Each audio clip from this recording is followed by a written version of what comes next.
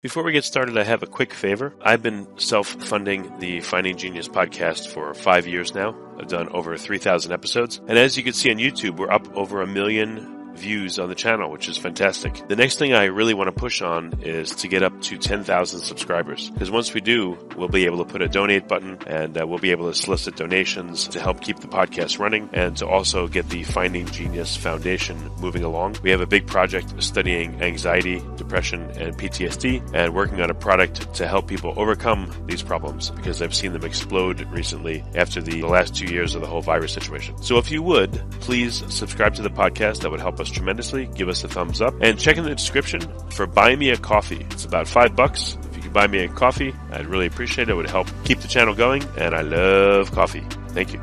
Forget frequently asked questions, common sense, common knowledge, or Google. How about advice from a real genius? 95% of people in any profession are good enough to be qualified and licensed. 5% go above and beyond. They become very good at what they do, but only 0.1% are real geniuses. Richard Jacobs has made it his life's mission to find them for you. He hunts down and interviews geniuses in every field: sleep science, cancer, stem cells, ketogenic diets, and more. Here come the geniuses. This is the Finding Genius Podcast with Richard Jacobs. Hello, this is Richard Jacobs with the Finding Genius podcast. My guest is Dr. Ben Thompson. He's the founder of Treble Health. We're going to talk about rewiring the way we hear, science-based relief for tinnitus and hearing loss. And as I'm getting older, I'm asking people myself more and more, what did you say? So this will be a very good call, I'm sure, talking about tinnitus and hearing loss. So welcome, Ben. Thanks for coming. Thanks so much for having me. Happy to be here.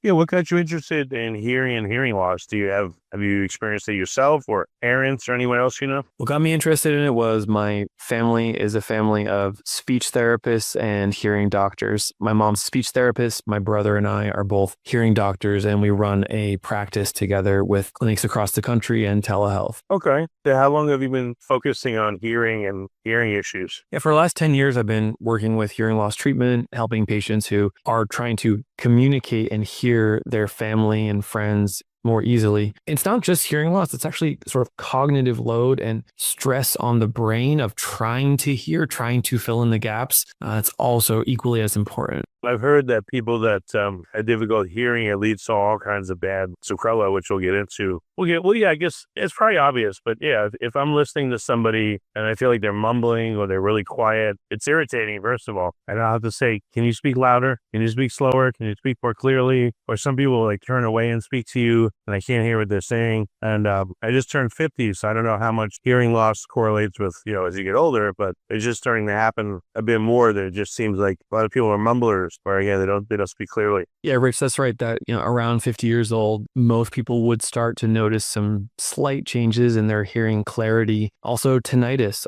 which most doctors like me pronounce tinnitus, that ringing or hissing sound in the ears. That's been something that I've really specialized in, and that is an underserved population, but it's very much linked to hearing loss. But yeah, thanks for opening up about what you're noticing there in your life. I think it's really fascinating. Yeah, where does the tinnitus come from then? Like listening to too loud music or like work exposure? Or? The most common cause of the ringing or the hissing of the tinnitus would be hearing loss, so changes to the cochlea, the hearing structure of the brain. And the second most common cause would be stress on the central nervous system. And that's important to highlight because for tinnitus, it's those two main systems that lead to most people's problems. The hearing issues and then stress on the auditory brain, which can ramp up the sound, make it a lot louder and really severe for some people. So what is tinnitus? What's happening physically to the body because of it? Yeah, so the brain and the ear work together. There's the eardrum that sends sound waves through the three smallest bones in the body, right behind the eardrum, push sounds through to the cochlea, the hearing organ. And that's encased in our temporal bone. So it's encased in our skull. And that is a really intricate system that codes sound like a piano keyboard with all the different pitches. It codes sound based on the pitch, and it sends that sound through the auditory nerve into the auditory brain, where the brain can make sense of all the information. And that's how we hear, Beethoven and Bach. That's how we listen to our friends and family. That's how we make sense of sound. The areas where things can go wrong on the hearing loss side of things, either from loud noise exposure or from the aging process or other factors, the cochlea, the hearing organ, has these microscopic cells called hair cells or stereocilia. And if those are slightly damaged, like blades of grass that are stepped on from too strong of a step, sound waves, if they're too strong or too frequent, can kind of bend those little hair cells in the cochlea of the inner ear, and that can trigger the response of hearing loss, where the person has a harder time hearing. It's as if the microphone that their ears are picking up sound from the external world, it's slightly distorted or not functioning as well as it used to. Like when I'm in a totally quiet place, I hear a little bit of, it's not bad, it's not loud. And I don't hear it unless I'm in like absolute silence. But why would I hear that? It's a phantom sound. And the reason you would hear that is because the human brain, if we're in a quiet enough place, has a low level bioelectric sound to it. It's like a buzzy charge or a brain buzz, so to speak. There was research in the 1960s that looked at 100 normal hearing people. If we put them in a quiet enough room, they were coming out of that booth saying, hey, I was hearing ringing, I was hearing hissing, I was hearing some electrical noise. Well, there wasn't any sounds played in the room. It was simply their brain creating that low level sound. So to some degree, it's normal. But then when we add increased levels of hearing loss to it, that's when the ringing can become more noticeable, like you're experiencing. I also have that myself. For the last 12 years or so, I've had this low level ringing that I hear if I'm in a quiet enough place or when I put my head on a pillow in a quiet room. Yeah, it's annoying. I mean, at least it's not bad at all, but I'm sure if it was loud, it'd be really annoying and stuff. Have you ever used like anechoic chambers? And can someone get any degree of healing if they go into, like, let's say, an anechoic chamber and have like a half-hour day or something to like reset their hearing? No, not for hearing loss and not for the tinnitus, the ringing either. The anechoic chambers would probably be the worst place to be if you have tinnitus, because tinnitus would be the loudest. And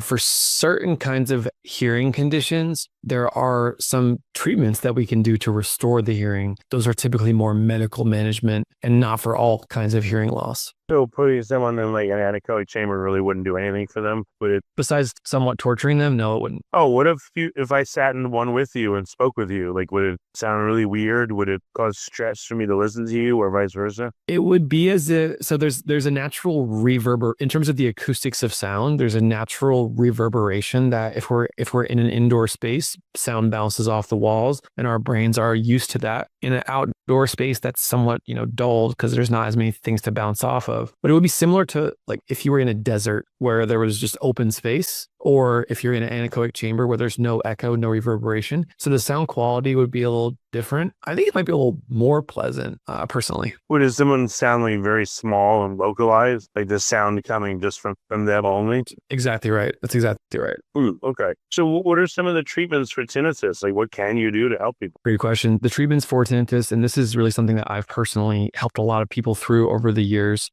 For the last 8 years, I've specialized in tinnitus, formal training at a major hospital in San Francisco, specialty practice, working with a lot of people. The treatments for tinnitus, the aim or what we're trying to do here is most people with significant tinnitus, let's say it's at an 8 out of 10 of intensity or a 6 out of 10 of intensity. I like to say that the aim or the goal would be to reduce it by about 50%. So it's not a cure, it's not completely eliminating it, but for someone who this is their worst health problem, someone who has this persistent intrusive sound, who's losing sleep, who's anxious, who's stressed, who their life has been sort of turned upside down from this, that kind of improvement can be life-changing. The how of what we do, how we do it, is we're promoting neuroplasticity. So there's two main methods for what works the best in that domain. That would be using sound as a treatment, following a protocol called tinnitus retraining. There's another avenue which can help, which is more of a cognitive treatment element, and that's using a lot of cognitive behavioral techniques. So those two pieces together tend to get the best results. And there's also a new modality called bimodal stimulation. So we're using these different tools. Sometimes we use hearing aids. Other times we use sound machines. We're using a lot of counseling and coaching, sleep protocols, and then potentially more medical devices like the bimodal stimulation. So those are the tools we have in our toolkit to help our patients get better. So what will they experience after they go through a set of treatments? They'll still hear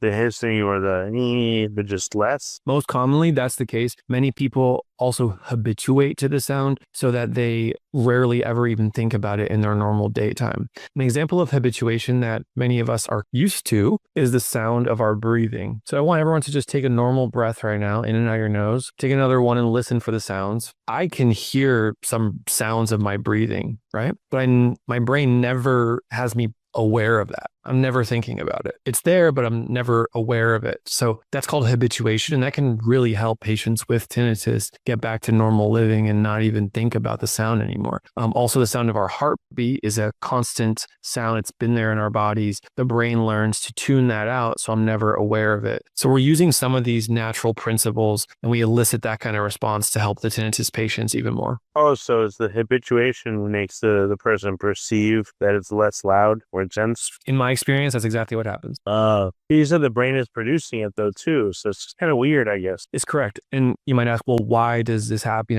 Why does the tinnitus get so loud in the first place if the brain also can tune it out? That's a really astute question. And the answer is because for most people, it's not only hearing loss that causes bothersome tinnitus, it's also that their auditory brain is incorrectly filtering this sound so that the brain thinks, this is a dangerous sound, or this is an unknown signal. This is something life-threatening, or I need to get this. I need to do something about this immediately. Rather than the breathing, the heartbeat, the brain says, oh, those signals, they're completely neutral. They're not putting my life in danger. Ben doesn't need to be aware of them. They're neutral, non-bothersome sounds. So you can see that the brain subconsciously, automatically is trying to make these decisions for us. But for people with bothersome tinnitus, it incorrectly thinks that, oh, this is a threat like the hissing of a snake or the potential danger of a radiator noise that's malfunctioning. No, actually, this is inside our own head. Those are some of the mechanisms for why this becomes a problem for our patients. I used to work at like Intel and Motorola, like in the fabs, and they would always have a sound of like rushing air. They weren't loud, but one guy told me if you're in there for like 10 or more years, that you can lose part of your hearing in the same range that the, like the ambient noises are. I guess because your body's so used to hearing it, it stops listening for it. Have you heard about that? Yeah, I've heard some similar things, not all the time, but for some people, flight attendants, pilots, people who are around constant noise could have a similar effect. We took a class in my doctorate program called psychoacoustics, which was this interplay between psychology, how the brain works, how our mind works, and then the acoustics, the science of sound. And some of these phenomena are pretty fascinating to study. So what other conditions do you help people with besides tinnitus? Tinnitus, hearing loss, and sound sensitivity, hyperacusis are the big ones. One of my most important messages for your audience here, for everyone listening, is that there's emerging research of showing that hearing loss is one of the main things that's in our control of if we get treatment for it or not, that is linked to cognitive decline, dementia. What I've found is that so many people, Rich, they want to live a long life. They care about their longevity. They really care about their health. But I think what we're seeing in a lot of the world is that sometimes the body is outliving the brain. And researchers looked into, well, what can we do to stop or slow down dementia for those who are at risk to it? And in 2023, there was a study called the ACHIEVE study. It was a large National Institutes of Health, NIH-funded randomized control trial. And it found that for adults who are older who have risk of dementia, that using hearing aids for those who had a hearing loss reduced the rate of cognitive decline by 48% over 3 years. So how did that happen? Well, the mechanisms were hearing people well, right? That reduced the cognitive load on the brain. The brain doesn't have to work as hard to decode the sound you want to hear. It typically led to better social engagements, social connection, community. That keeps the neural networks active. We like that. And it possibly also reduced like depression and loneliness, which are both dementia risk factors. So it's really fascinating that the society cares so much about cognitive health, and hearing loss actually was one of the preventable factors or the risk factors we can modify to help our brains live as long as our bodies. Why do people experience cognitive decline that have hearing loss? What's happened? Is their brain just working overtime to understand sounds and therefore, I don't know, other parts of it we grow unused, or what happens? Yeah, so it's really fascinating. There was actually research out of University of Colorado, Dr. Anu Sharma, that found even a mild hearing loss leads to parts of the visual cortex in the brain taking over unused cells in the hearing brain. So it's really fascinating how just slight changes to the lack of hearing input, the brain is aware of it and like overcompensating for it. The researchers believe that the link between hearing loss and cognitive decline mainly goes through the lens of cognitive load and social isolation. It's been known that having a robust social community or family or daily social interactions, like that really helps our brain, that helps our cognitive system. So if my patient has a hearing loss that they're not treating, they're not solving it with hearing aid treatment, for example, they're most likely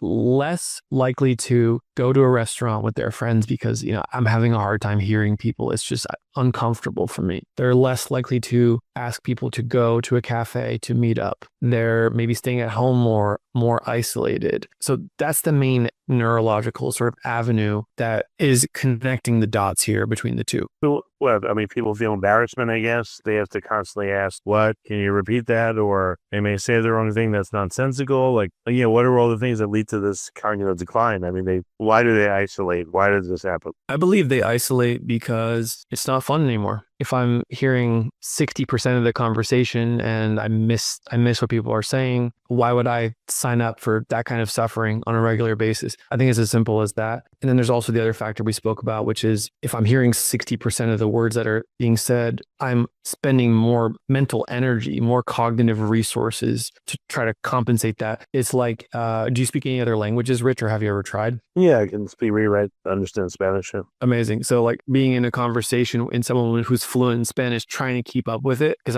I'm intermediate at Spanish. At the end of that conversation, I'm like, whoa, I'm tired. You know what I mean? Well, that happened. I visited Honduras like 20 years ago, it was my friend's wedding. And every day I woke up and I was able to talk to people and do well. And by dinner time, I was tired and I was just like, I stopped understanding. I was just like, I just want English. I'm tired already. So yeah, that's something that I think a lot of people can relate to, and it starts to make sense of, oh, okay, hearing might be more important than I took for granted.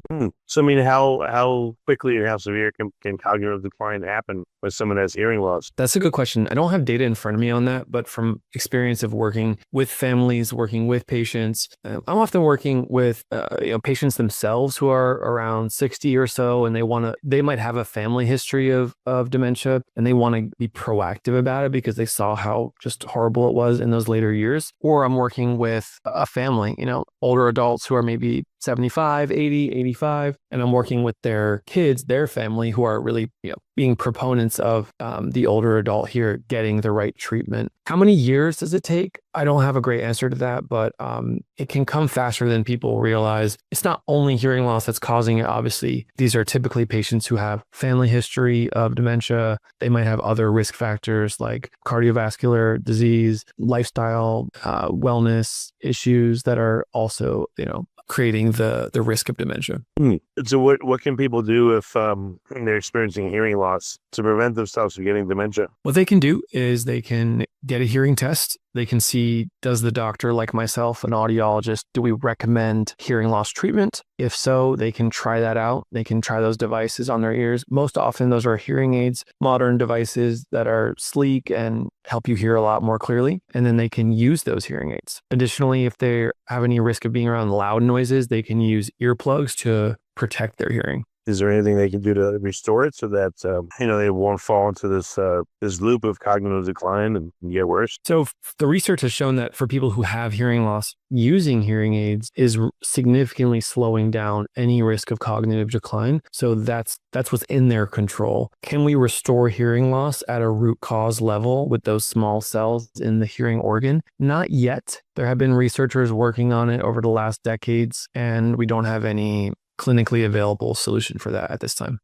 That's tough. Again, is it obvious when someone's if you're the person and you're experiencing hearing loss, like will you know, or do people have to point it out to you? It can be very subtle because typically this is a slow progressive change of our perception, and humans are very good at recognizing immediate changes or significant quick changes, but slow progressive changes, not really. It's like, oh, I just realized I gained 20 pounds. Like, how did that happen? Or in this case, it's people are starting to mumble. Things are starting to not be as clear as they once were. Why do kids these days mumble and speak so quietly? It's subtle. It can be very subtle and hard to notice as an individual. But usually the husband, the wife, spouse, children, they usually can pick up on these signs more than the actual individual. Yeah, yes, your family will tell you. Okay, well, what's the best place for people that have listened to this that suspect and maybe on the road to having trouble or they have tinnitus already? Where can they go to start to get help and have assessment? Yeah, they can find a tinnitus specialist to work with. So typically it's an audiologist or an ENT doctor that specializes in tinnitus. I'm one of those people. You guys can reach out to me if you want to get in touch or ask a question. We specialize in tinnitus. We have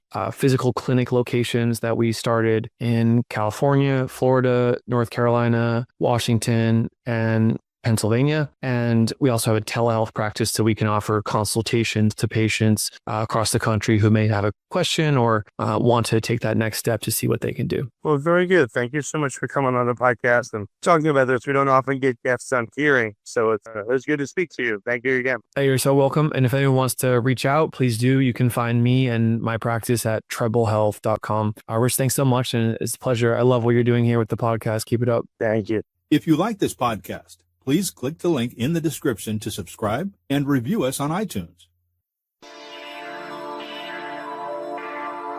You've been listening to the Finding Genius podcast with Richard Jacobs.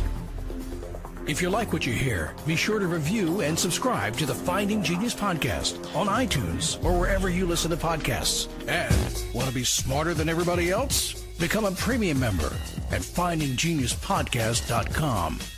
This podcast is for information only. No advice of any kind is being given.